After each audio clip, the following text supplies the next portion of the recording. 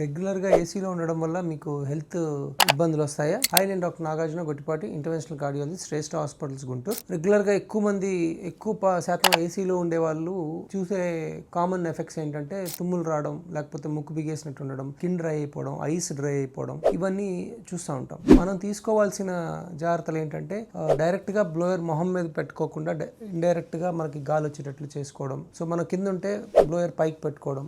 Number 2, temperature కూడా మరీ తక్కువలో కాకుండా 24 to 26. సో ఏసీ వల్ల ఏమవుతుందంటే మనకు నార్మల్గా గాలిలో ఉండే తేమ, హ్యూమిడిటీ తగ్గిపోతుంది. సో దానివల్ల ఏంటి, మన కళ్ళు డ్రై అయిపోతాయి, స్కిన్ డ్రై అయిపోతుంది. దీని పరంగా తీసుకోవాల్సిన జాగ్రత్తలు తీసుకోవాలి. ఎట్లాగా డ్రై అయ్యేటప్పుడు ఏంటంటే మనకు వాటర్ బాగా తీసుకోవాలి. నెక్స్ట్ కోల్డ్ క్రీమ్స్ వాడాలి. ఇప్పుడు డ్రై స్కిన్ ఉండే వాళ్ళు ఇంకా జాగ్రత్తగా కోల్డ్ క్రీమ్ అది రాసుకోవాల్సి వస్తుంది. నెక్స్ట్ ఇప్పుడు ఎలర్జిక్గా ఉంటుంది. కొంతమంది ఆస్తమా పేషెంట్స్ ఉంటారు. వాళ్ళు ఏసీలో ఎక్కువసేపు ఉండాల్సినప్పుడు ఏంటంటే ఏసీ ఫిల్టర్ క్లీన్ చేయించుకుంటా, తరచుగా క్లీన్ చేసుకోవడం అది చేసుకుంటూ ఉండాలి. సో ప్లస్ ఇంకోటి, నైట్ టైం ఒకవేళ కళ్ళలో మీకు డ్రైనెస్ అది వస్తుంటే మాత్రం eye drops, just normal tears drops అంటే ఎక్కడన్నా దొరుకుతాయి. డ్రాప్స్ వాడితే ఏంటంటే దాని లాంగ్ టర్మ్ ఎక్కువసేపు ఏసీలో ఉండే వాళ్ళకి మనం దాని సైడ్ ఎఫెక్ట్స్ నుంచి మనం జాగ్రత్త పడగలం. Thank you.